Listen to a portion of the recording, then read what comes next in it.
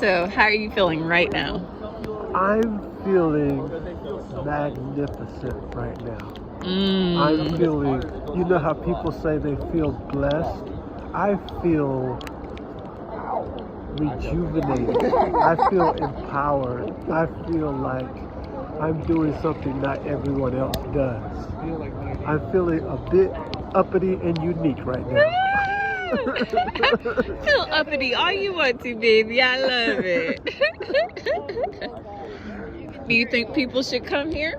I think people should come here. I think people need to make their way here in places like this, because these are like once in a lifetime things to check off your bucket list, put on your vision board, and meditate about, because this is hot.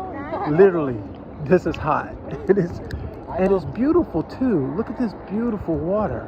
And it's all Mother Nature. People talk about being grounded in Mother Nature. This is Mother Nature's work right here. You can't create this. You know what I mean? Okay.